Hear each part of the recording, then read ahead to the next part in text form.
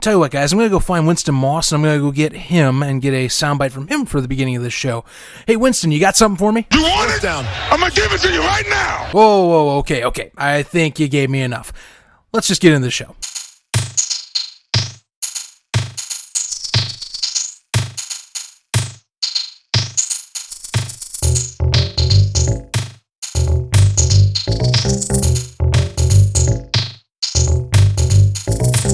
Welcome one and all to Football for All. I am your host, Zach Keilman. Thanks again for tuning in as always. We are in our Week 4 edition of the XFL version of Football for All, and you just heard some audio from Winston Moss during his team's 17-14 loss to the New York Guardians over the past weekend in what I would consider was very much a flop for the LA Wildcats. Look, this was a chance for them to establish that they were going to be a de facto team moving forward that would challenge the rest of the West.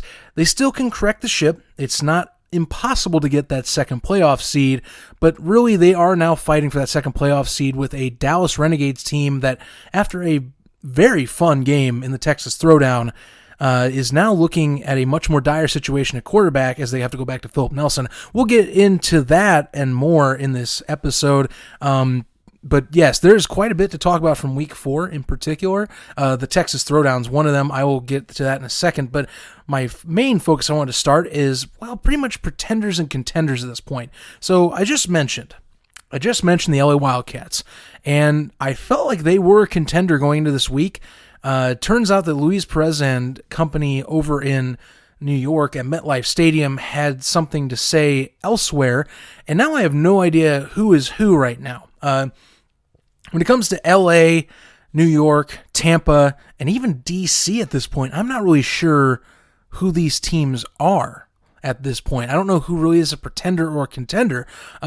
Seattle, I'm not going to throw into the mix yet because I'm not sure if they're going to start BJ Daniels in Week 5 or if they're going to continue along the Brandon Silver's path of semi-mediocrity that has been going on through the first 3.5 weeks of the season for him. Remember, BJ Daniels came in for the second half of that game against the Battlehawks at the Dome and showed that he probably is deserving of a starting spot. We also got more quarterback controversy, I would say, if not clarification. For example, Luis Perez came in for the New York Guardians. I know the Guard Post podcast had some conversation with me on Twitter about whether he was accurate on certain passes, one in particular to Mikel McKay that I feel was an atrocious drop by Mikel McKay, but everyone has an opinion and everyone can look at it differently depending on that play. But Perez, besides that drop for McKay, he really did guide the ship a lot better for New York. It felt like New York's offense thrived a bit better, which if I'm going to do a pretenders versus contenders column here, I'm not sure yet. It's tough for the Guardians because the Guardians do have a very well-built defense per se that has shown at times, specifically when they were playing Week 1 against the Vipers, though the Vipers really didn't have it all together at the time and Trestman was still calling plays, they have shown their defensive capabilities are there if they get some support from their offense. And this is exactly what happened when Perez was under center. They seemed like they were a much more guided team. They were much more level-headed. There didn't seem much of a hot-headed mentality on the sideline. And I think Kevin Gilbride at least has some bit of the craziness from weeks 2 and 3 quelled from previous incidences on the sideline. Now, is Perez the go-to starter in the future? I'm not sure. I think yes for now. I think that he proved against LA, against a team that I felt should have beat New York personally. I felt that he really did shine in that game. And he had a lot of key throws that led to a victory for the Guardians. And I think that he does deserve a starting spot in Week 5. I think that he is going to have a more reasonable matchup now that Landry Jones is going to be out for several weeks, and it's going to be him versus most likely Philip Nelson, since we haven't heard any trade rumors from Quentin Flowers over in Tampa Bay yet, or that they have been confirmed as of this recording. So I think he gets a start. I think for now, I'm going to put the Guardians just barely in the pretenders section, only because I feel that LA shot themselves in the foot and let this one get away. I'm not totally sold on them. If they beat the Renegades this week and they move to 3-2 and are prime in position to get that second spot with the Defenders, then I'm going to say that they'll flip-flop on that list. But for now, they're in my Pretenders column, but just by a hair. Speaking of their opponent, LA, I'm still going to label LA as a contender.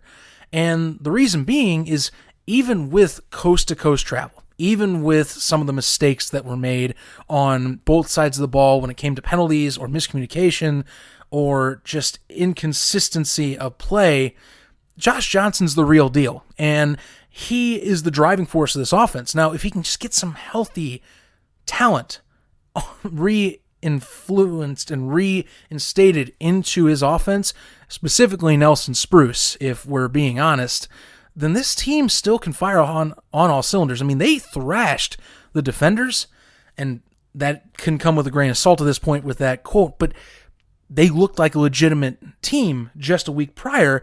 And I think just a lot of factors played into where they were not able to completely utilize all their talent available because of injuries. And I think this will be a good get-right week for them. I think that they have a chance to really shine and possibly push to 2-3. I mean, this team is capable. Again, it is Josh Johnson after all. And it is a reasonable matchup. I mean, they get a home game against the Tampa Bay Vipers, which for now, if I'm looking at Tampa, I'm still putting them as a pretender still. I need to see a little more of the Trestman offense that is hands-off Mark Trestman, because last week was dominant. They had over 200 yards rushing, well over 200 yards passing.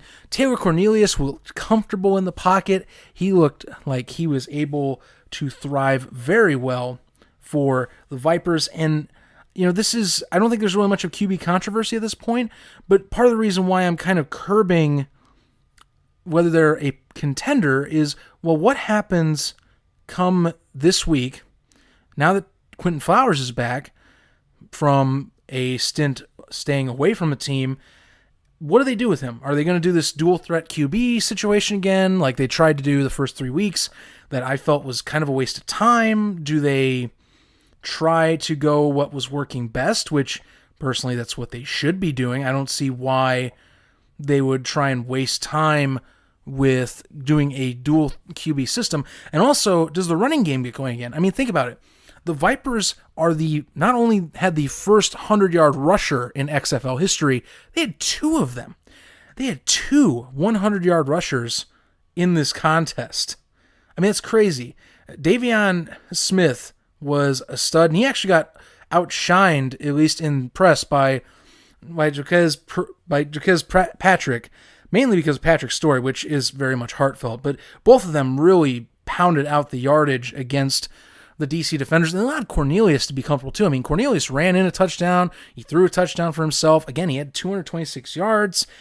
You know, he looked comfortable in the pocket.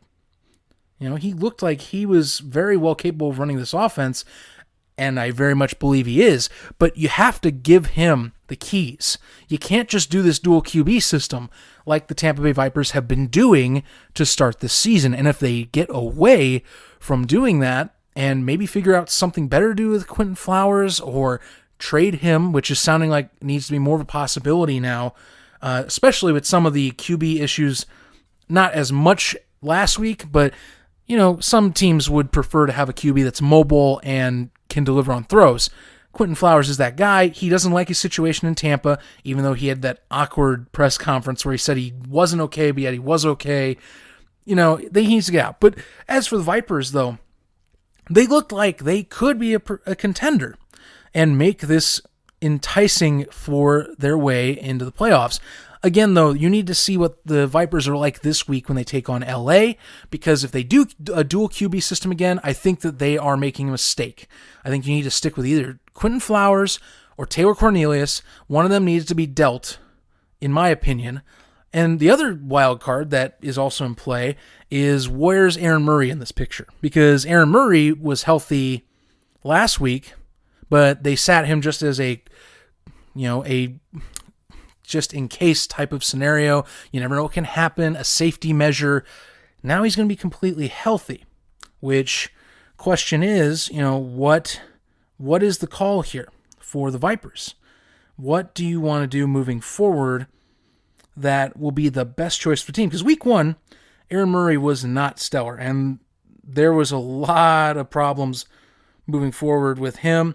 Obviously, the injury did not help things, and of course, Mark Trestman being Mark Trestman with seriously ridiculous choices of play calling and personnel packages. I just don't understand it. Really, I don't.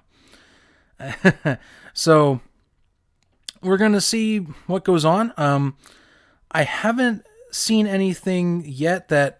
Oh, actually, let me rephrase. I just double-checking here mid-podcast. It does say that Taylor Cornelius will start on Sunday over Aaron Murray. Quentin Flowers is going to have a role on the offense. So, I don't know. I hope Quentin Flowers' role is very limited. I don't want to see him coming in as a second quarterback like they were doing. Let Cornelius have the keys to the car. Let him play. Aaron Murray is there if you need him. He was the poster boy for the Vipers coming into the season, but let Cornelius have the keys to the car. If you get him comfortable and you keep having Smith and Co. run all over the place like they have been, this team is a contender. For now, it's a pretender just because I need to see what the game plan is. If we're looking at the pretenders and contenders column, the last one is DC, in my opinion. Seattle, I'm going to hold off just because, like I said, I think there's a little more issue with Seattle besides just trying to throw BJ Daniels in. But DC, what is going on? I called out DC on Twitter this week, just going how ridiculously lazy this team was. The last 2 weeks, they have looked completely like a shell of themselves. Against Tampa Bay, I was almost embarrassed watching them because this is a team that I thought had some pretty decent talent on both ends of the ball. Cardell Jones is calling out his own receivers on the sideline, which can be taken both ways. It can be taken as a challenge, like he stated in a press conference, or it can be taken as, this isn't my fault, similar to the Matt McGloin situation from week 2. And right now, this team is really reeling. At the moment, it doesn't know what to do. It's almost a tailspin. And the worst part is you're getting a game against a 3-1 St. Louis Battlehawks squad that arguably is the most well-rounded team in the XFL, and that's going to be your reset game? Oh, that's tough. This will be really telling for them. Right now, let's see here. I have 2 pretenders, so I guess I'm going to put them as a contender simply because I know they're capable of pulling this off. I know they're capable of doing it. I mean, if New York barely scraped by LA and they blew out New York 27-0, credit that was with Matt McGloin, I think they can be a contender. But they need to get their stuff together. I could have cussed right there, but I will not do that. They need to get things together now. Cardell Jones needs to settle down, listen to Pep Hamilton, and do what he says. That's what's been working out. Cardell Jones, if you notice in a lot of these helmet conversations, is very much a run the play that's called, not much audibling, and make your read correctly. And the last 2 weeks, he has not been making reads correctly. He's looked uncomfortable in the pocket. He's not making the plays he was in the first 2 weeks that were considered magic and making him an MVP favorite with PJ Walker. PJ Walker separated himself because he's consistently hitting a top threshold of not only remarkable plays, but also adjusting and adapting to the situation. Cardell Jones, the last 2 weeks, has been panicking in all the wrong situations. So for those following at home, my 2 pretenders right now out of the bottom 4, out of the ones that I think are on that threshold. Again, I'm not really... Seattle, I don't see at the moment. They just didn't show as much last week, and they've been kind of duds since week 2. But for the 4 teams that I mentioned in particular, if we're staying at home and counting the score, your 2 pretenders right now, by a hair, we've got New York, and I would definitely say that Tampa Bay only can prove that they're contenders depending on what happens this week. Your contenders at the moment, I still think, are DC and LA, simply for the fact that, again, DC's number 2 right now. Are they going to step up to the challenge, or are they going to flop? And LA, I think, is just injury prone and has a very capable chance of getting a win and taking on Dallas for that second spot in the West. We will find out soon enough. That's why this is so exciting. And honestly, my final thought on this is the XFL is really proving that any given Sunday somebody can win. Yes, DC is not a perfect team to show that they're vulnerable, because they've been vulnerable to the point of either shutout or barely scratching the scoreboard, but they've at least proven, or at least teams have proven against them, that any team can win on any given Sunday. You just need the right circumstances. And that's how you want to see it. You want to see parity in this league. You don't want to always see blowouts. I mean, think about this. Last week, 3 of the 4 games on the schedule were one-score games. That's pretty awesome. The only one that was completely one-sided was the Vipers-Defenders game. And the best part about that is nobody saw that one coming either. You ask me, last week was pretty great. Especially the Texas Throwdown, which, you know what? Let's kind of dive into that a bit, shall we? Ah, yes, the Texas Throwdown, the game that was built up to the highest ability last week, the game that was considered the marquee matchup, the first true XFL rivalry game of the first ever season of the 2020 XFL rebirth. And for the most part, it did live up to the hype for many reasons. One in particular, one-score game with 2 minutes left to play. Dallas is in scoring position, trying to tie, if not take the lead over Houston. It's been a back-and-forth contest. A lot of turnovers, yes, but one that's been close. A lot of good plays, a lot of excellent play calling that has led to this point. And we also had Landry Jones get knocked out with another knee injury, which we learned later would be a partially torn MCL. And with that, Philip Nelson came in and almost took the lead over the Houston Roughnecks. It took a miraculous interception of all things. A Sports Center worthy interception, mind you, that capped off a Houston 27-20 win. Credit, PJ Walker and company still had to get 2 first downs late in the fourth quarter just to make sure Dallas didn't have a chance to try and go back down and score. But considering how well that game ended, I was thoroughly impressed with how this game turned out. I cannot say enough at how well this game turned out to be. And I will tell you that if this is the rivalry we're going to get for Dallas and DC, it's awesome. It's awesome to see that has the potential to be an excellent rivalry. It really does. I'm not kidding. I was thoroughly impressed at the broadcast.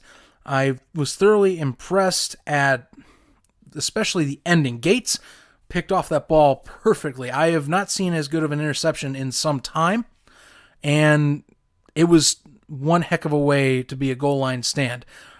And I really want to see more of this as XFL football. You want to talk about a game, without the exception of the turnovers from Landry Jones, that was also another game I consider an ideal XFL game. You have the crowd that's cheering, roaring, hollering, that really filled in that lower bowl. I mean, for crying out loud, compared to Dallas's home opener, this game had over 1,300 more fans. Now, that can also be due to the fact that Dallas and Houston are somewhat nearby, but considering that game had more attendance, and it also bumped up the FS1 ratings from the week prior, which it should have. I would have been disappointed otherwise if that did not happen. Really proves that these rivalry games can work out, that there is a possibility that rivalries are going to work in the XFL, and another example of why the XFL can work as a spring football league. I mean, look at for week 5. Week 5, Houston is 4-0 right now. They opened up the complete second deck of the stadium. They're going to probably beat their home opener attendance for their third home game. And they're pushing 20,000 fans for their next home game against the Seattle Dragons, who have not exactly been the most stellar team in the XFL. That's insane. And that is great for the league. That is great to see for the league. That rivalry game really sparked something, I think, and it really keeps interest in the league. Now, will the second matchup be as magnificent as the first? That's what we'll find out. I mean, the next one is going to be played in Houston at TDECU Stadium this time. The big question, of course, will be Landry Jones going to be healthy for that contest? And if I'm looking at this correctly right now, there is a possibility he could be. It is week 9. They said it would be a 2-week recovery period at the least. Personally, you give him 4 weeks, maybe 3, and he can be back. I mean, he injured himself in week 4. You give him 4 weeks, he would be healthy enough to where in week 9, he could step back in and lead this team possibly as a revenge game in Houston. And I think that game's going to get an attendance boost as well. Again, it's a Texas rivalry game. Texas loves their football. I think you're going to get a nice attendance out of this contest in Houston. It's going to be rowdy just like the first. Excellent job with the Texas Throwdown. XFL, by the way, on social media did a great job pumping this game up, and it lived up to the hype. If you didn't watch the Texas Throwdown, and there were a lot of NFL favorite accounts that weren't just like fan accounts, players as well. If you didn't watch this game, shame on you. And I'm not trying to say that you're in the wrong because you missed it, but shame on you for missing it. You need to check games out like that if you are a fan. If you want to become a fan, I highly recommend. Again, I can never make you into a fan, but I can definitely recommend you watching the XFL. That was a game that was ideal XFL football, in my opinion. And there's only more of it to come, even with all this other sports nonsense going around, like that March Madness thing that's going to be coming up here, or, other sporting events like the NBA playoffs. Yeah, whatever. You should definitely check it out. And the Texas Throwdown was definitely a reason why. And if you're looking out for another Texas Throwdown, just wait till week 9. It's probably going to be pretty awesome. Before we get into my interview with Tim Capper from Alouettes Flight Deck, the Arena Football League Hall of Fame, and AFL Rewind, I did want to touch on something that was brought up this week that partially had me scratching my head for one of the points, but also made me go, that's what they should have been doing all along, or this is a smarter decision moving forward. So, earlier this week, we had, at least per Danny Jones, who does XFL news updates, has several credible sources, is a very avid podcaster for the XFL community. We had an update saying that in Stamford at the XFL offices, they're considering 3 stadiums for next year right now that they'll probably be looking more into at the end of the season come May or June during the XFL's offseason. The 3 include as follows: Red Bull Arena in Harrison, New Jersey, that holds roughly 25,000 fans. Gerald J. Ford Stadium in University Park, Texas, which, if you guys are curious, is closer to Dallas. That holds about 32,000. That's where SMU plays, I learned. And the Bank of California Stadium in Los Angeles, California, which is actually right down the street from the Staples Center, that holds about 22,000, which, if for those of you that are interested, Red Bull Arena and Bank of California Stadium, those are MLS stadiums that you can convert into XFL stadiums. Similar, of course, to what LA is already doing in Carson, and what, of course, DC's been doing at Audi Field, which, to be honest, the Audi Field experience, it sounds like, has been a smash hit, so that's probably why they're considering that for New York and LA. Keep this in mind, too. The 2 that I like the most are New York and LA's decisions here with Red Bull Arena and Bank of California Stadium. Why do I like these? Well, Bank of California Stadium, my words, that is in Los Angeles. That is in metropolitan LA. It has an LA address. It's right down the road from the Staples Center. It's actually an LA-based sports team. So you're going to be able to get more of that traffic and more of the population of LA involved, so they don't have to travel all the way to Carson, California to go watch a team that maybe they'll care for, maybe not. So for them, it puts them right smack in the middle of the city, gets them a little more attention, and they're more in your face in that market. As for New York, look, MetLife Stadium is a decent stadium for the Giants and the Jets, but if you've been watching that on air or watching it on ESPN or whenever the Guardians have been playing, it's not ideal. It's just too open. And this is something that people like Pro Football Talk and Mike Florio nail on the XFL is, of course, with any spring league, you want for broadcasts to look like the stadium's filled up a little more. And yes, the Guardians did have 12,000 and change go to MetLife, but that looks like nothing in MetLife Stadium. MetLife Stadium holds, I believe, 87,000 fans. And something that also was kind of scratching my head when I watched that broadcast was My understanding was the Guardians were selling tickets all the way around the lower bowl. But from what I've been seeing, they've only been selling it about halfway around the bowl. So for broadcasts, you only get that one side, and you hope to God that rarely any plays are made on the opposite side where there's a little fan interaction. So, that being said, Red Bull Arena, it's a much more intimate stadium, just like with DC, and pretty much just like what LA was trying to get. And it's still in the New York kind of metropolitan suburbs as well. A lot of fans that I have been reading on Twitter or on Facebook, they like the idea. They felt this was a better option. And one thing I actually read too was that, at least according to sources that were tied to Danny Jones, from what I understand, is that Red Bull Arena had a better bid than MetLife for the Guardians. Problem is that Vince McMahon, being Vince McMahon, realized and said MetLife Stadium's a football stadium, so we should play there. Which, yeah, that makes sense with a football team if you are an established football team, but they're not. And right now, I think as long as you don't tick off MLS fans and ownership, I think Red Bull Arena is your best bet. And I think that's what they're going to do next year.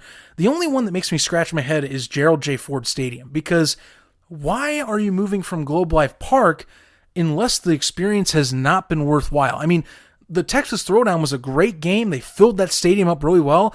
The perspective of it looked really nice, and they customized that stadium for them. My understanding is that Globe Life's renovation was supposed to be for the Dallas Renegades and North Texas FC, so that those two can play in there, and that was their stadium.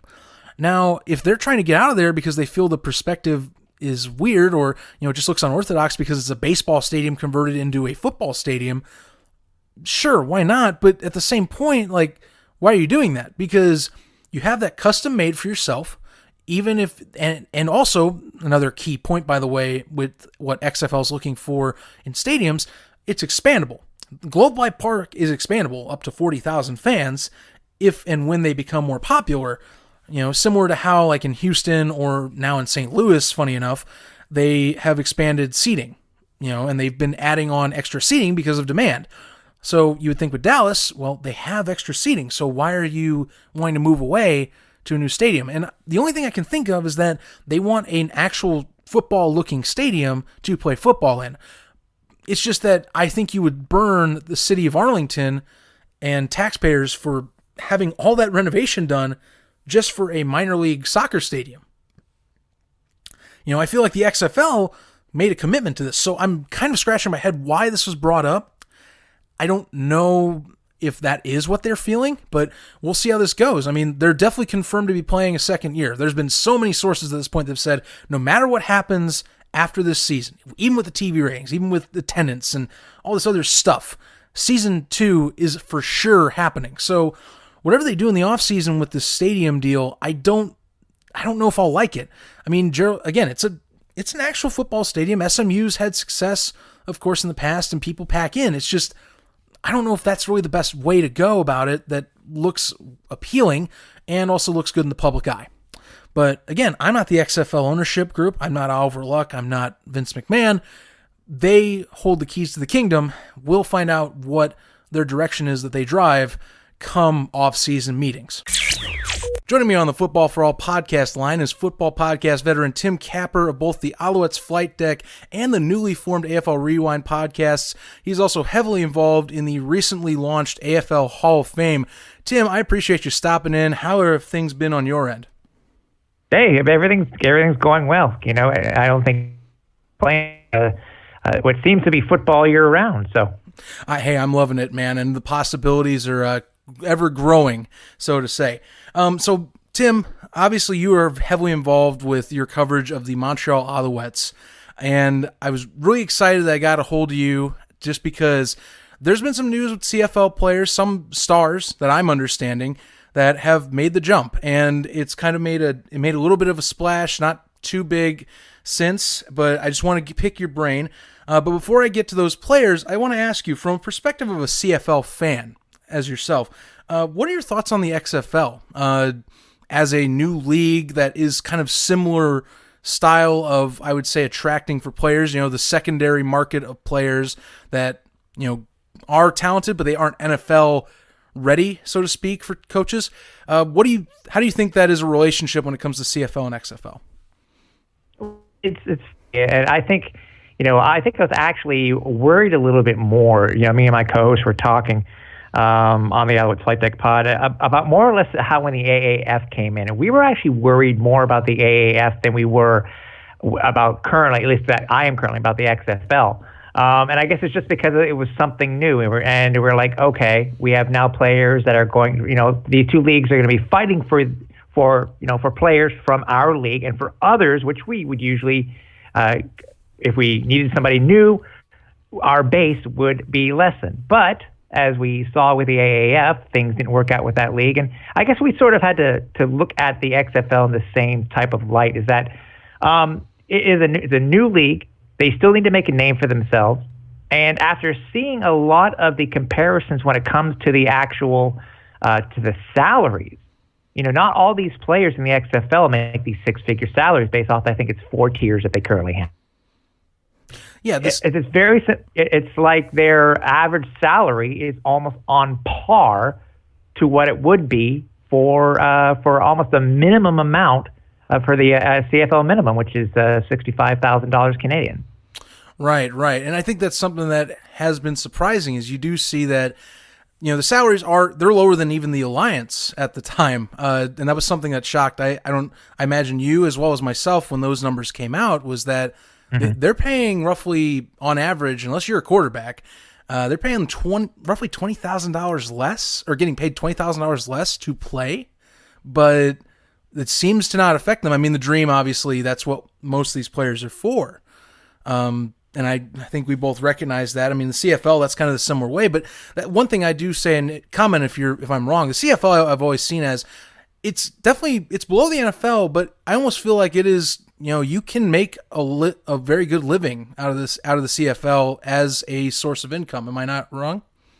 Oh no, you are 100% correct. If you are there long enough in the league and you become a star, then yeah, you could easily make some nice change. I know for personally for myself, for the Alouettes, we were able to bring in Vernon Adams Jr. And sign him to a long-term contract. The dude's now making, I think it's a 3-year contract at close to $1 million Canadian. Oh wow! And that's So you do. I mean, same thing within Calgary with Bo Levi Mitchell. He currently holds the biggest contract currently in the CFL. I think he's making upwards of anywhere between $400,000 and $700,000 a year, depending on which year of his contract that he's going to be in. So you can make some money. So as I said, you just got to make a name for yourself. You got to sometimes you have to pay your dues and be on the practice roster for a little bit, or be a special teams demon before you actually get a real chance. But hey, you really can make a living here in the CFL. And at least that's something I've noticed early on. I'm going to be honest with you. I am just getting into CFL as a fan, especially with this podcast. Now adding them in once the XFL is done, I'm going to be diving nose deep into CFL content. I'm just barely scratching the surface right now, so it's nice to be kind of on the same page, at least with something at the moment. But I also am asking this to get educate myself as well as others. And we're talking salaries. So one thing with the salaries, and we're talking about as well, you pay your dues, you get high-profile players now. We've already had 3 names that have jumped ship to the XFL, at least 3 that have been caught on Newswire. And right. So far, you got S.J. Green, he's been a longtime veteran, longtime Alouette before he went to the Argonauts, from what I have been able to tell. Derek Dennis, who was in our terms, an all-pro in the CFL as a tackle, and, well, Armonte Edwards, who was another star for the Alouettes. With the reduction in pay, why do you think they're jumping ship? I think they're just getting, I kind of think they're probably just testing the waters. I think more or less, for SJ is that, and maybe for the other 2 players too. I mean, is that the schedules don't overlap, and it's very possible depending on how much that they're going to play in the XFL, because it's SJ was just activated for this current this past week's XFL games. And he did see some action. But I think it's maybe just testing the waters out because, SJ will probably go down there on a prorated contract. But I think for him also is that being that he's going to be able to re-team up with Mark Trestman, who is his head not only in Montreal, but also in Toronto. I think he lives in Tampa. Mm-hmm. Then it's the best for him. But as I said, I think it's really just testing the waters. Will some of these, it gives the opportunity for these players to come back as long as they aren't signed for that second year within the XFL, because I think it's an exclusive contract if they get signed up. But, would I be surprised if SJ came back into the CFL? No, I wouldn't be surprised if he came back in 2020. We've seen it before with, it hasn't happened in quite a long time, but we've seen it where other players have actually gone to play, done duty, so to speak, and play in two different football leagues. Whether it had been the CFL and the XFL, or maybe it was the Arena League and the CFL. It's been done before. Yeah, hey, Arena League action is definitely going to be picking up for you guys, especially with the unfortunate moving on of the Arena Football League. Mind if I sidetrack here? How's the response been for, say, like star players like Fabian Guerra or Malachi Jones up there for the Alouettes? I think a lot of them think of them as they're really unknowns. I was very pleasantly surprised when I was given the tip that the Alouettes were going to be signing those two players, and I was giddy. Basically, that's what I said to my co-host, that when I found out that they were going to be signed, and I basically had to, like with all good. I guess media guys, if you have to keep something quiet, you do, and I did. I had to keep it quiet for basically. But I think they're unknowns, and so I've been trying to pump up these guys as much as possible on social media. Whether it had been the 50-yard mini document series on that was done by Ben Fraternale specifically on Malachi Jones. I tried to make sure that everybody saw what they're going to be getting in this wide receiver, and I think people would have to actually see for Fabian. They'd have to see his game where he scored 6 touchdowns. Oh yeah. They're going to be new guys. That's the thing, though. Didn't stop the Alouettes from signing anybody else. Let's just put it that way. They were very active within the when it came to the free agency that was basically just finished. Oh sure, yeah. And I feel giddy just because I jumped into arena football for one season. Of course, it goes on to greener pastures, and now I get to see two of the stars of the league move on to one of the better leagues for football in the world. And I have to ask you, this actually ties in really well. So Malachi Jones was also offered an XFL contract at the same time as the CFL contract. He chose the CFL. Yeah. There's many factors that keep at play, but in your opinion, what factors do you think play into a player choosing the CFL over the XFL or vice versa, like we've been discussing? For especially for Malachi, maybe he wanted a place that showed stability. Remember, he played in the AAF, so he knew exactly what, I guess, maybe he had heard it all, and that's why he originally was drafted by Seattle in the XFL, and then maybe he was just given an opportunity and a contract that he felt that he would be able to get a better to the NFL or not, but to get a better shot at playing for the Alouettes, and that's my hope, especially when training camp comes about, rookie camp starting off in mid-May. That I'm really hoping that those two players will get their shot because.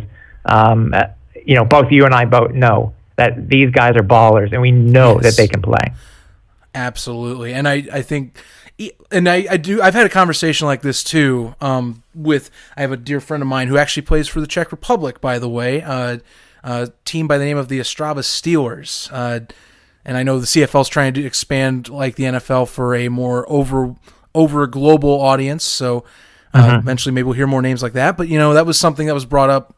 Similar aspect, is the reliability going to be there? Spring football's still an unknown, so maybe that it was part of the case. Obviously, the contracts are still bigger, like we've talked, so that's another factor that is in play. Tim, I'm going to give you a bit of a space here because you've been involved in some at least either adapted or recently added projects with the Arena Football League's downfall, and you're and more of a preservation role, if I'm saying that accurately. And I know that this was originally AFL Tonight as a podcast, and it's now AFL Rewind. I'd like to give you this time. What is AFL Rewind? And what are your goals with this podcast for trying to bring to light the history of the league? Well, the AFL Tonight, it was a show that I had started 20 years ago, where it was a weekly show where we would for just myself, and then I expanded onto great teams when it to co-host over years. And with the demise of the AFL, we kind of said, we need to go ahead and be the changeover to a historical model almost immediately. Came to the site and or the podcast. As if you heard the first episode already, when we had former to just be able to bring the stories to fans from point of view, executives, anybody who had a thing to do in the AFL from its from 87 on. We want to tell the stories because there really haven't been that many books written about players or the stories within the AFL.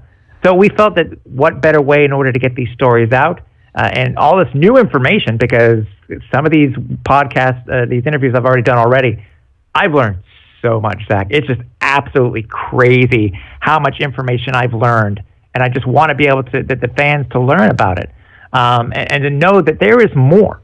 There is more than just the X's and O's of the game itself. So that's our goal, and we're really hoping that it gets off the ground and does really, really well, because it will also be able to transition over into the newly relaunched Arena Football Hall of Fame, because our goal there is that once we start announcing the classes, and we are expecting one for 2020, is that we're going to also interview all of the inductees and to hear their stories. Wow. Now that they have become a full-fledged member of the Arena Football Hall of Fame.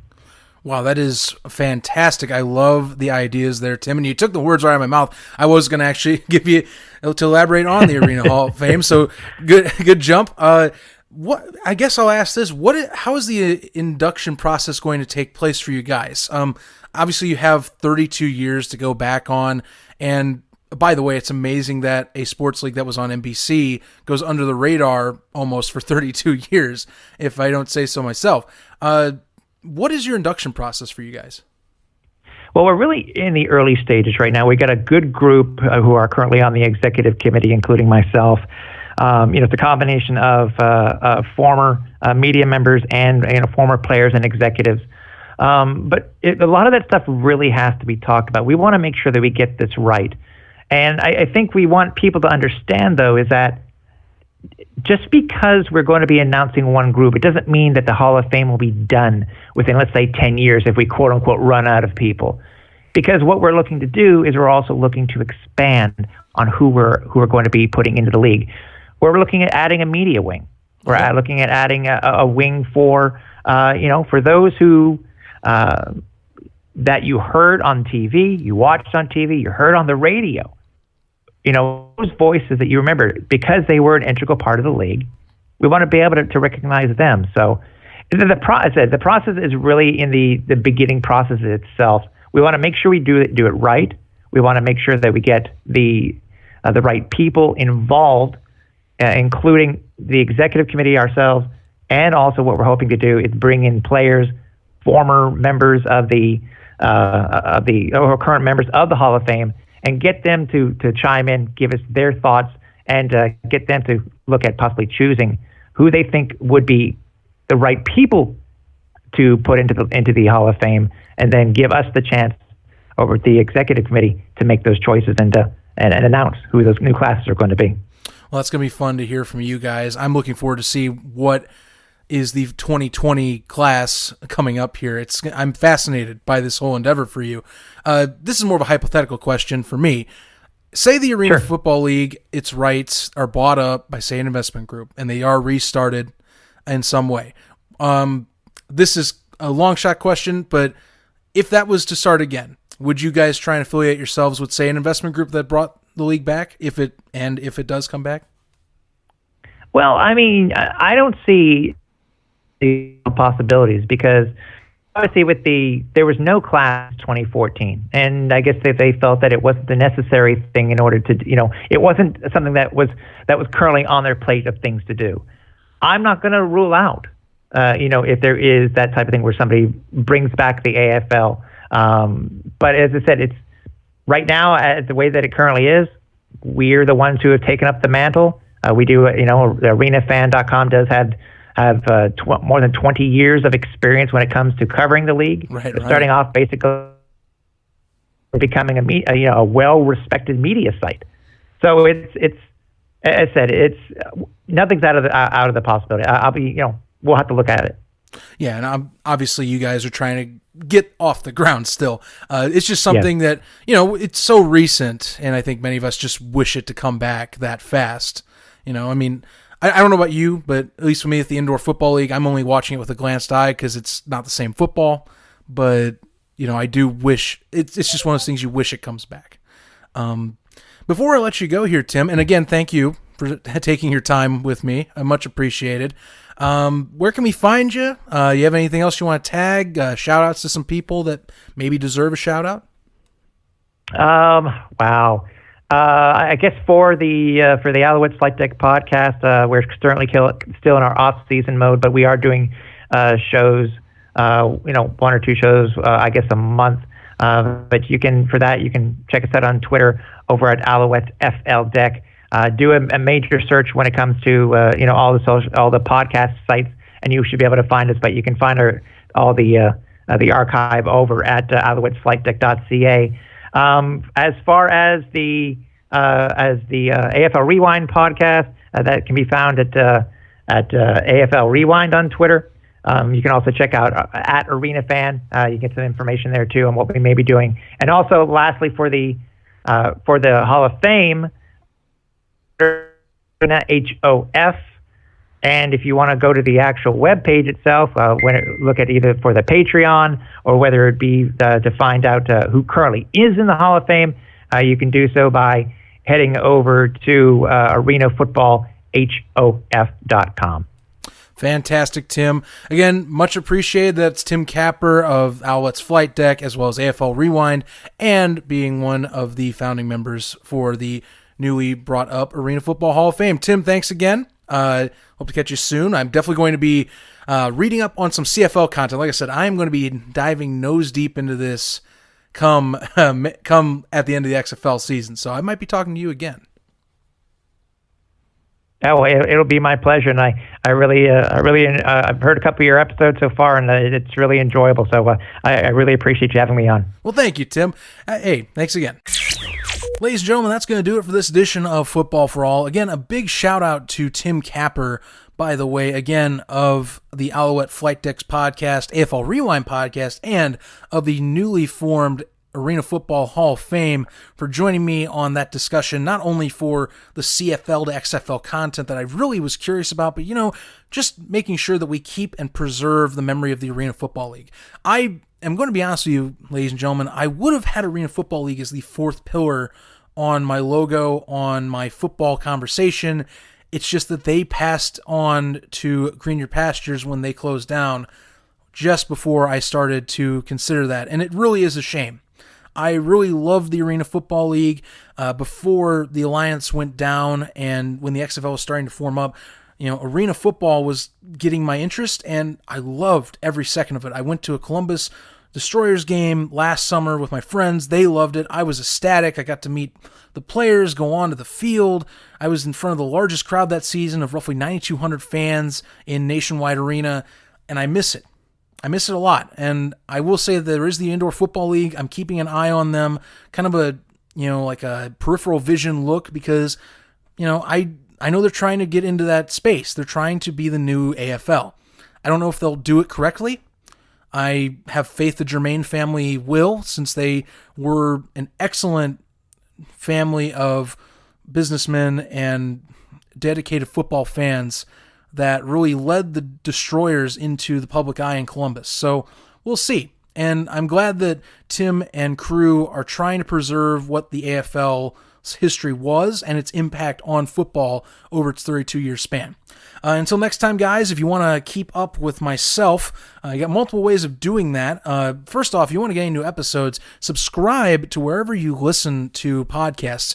You'll get the updates for when a podcast drops, and you won't have to wait for me to announce it on social media. But say you want to wait for that social media announcement, you got some ways to do that. You can follow me at ZK Podcast. That is at capital Z, capital K, capital P, ODCAST. That username is used throughout social media for Facebook, Twitter, and Instagram. I also post up not only my podcast on YouTube, but every now and then updates. Haven't done one in a while, but I will look into doing one. Until next time, ladies and gentlemen, so long. Thanks once again, and let's enjoy XFL Week 5. It's going to be a blast. Stay tuned.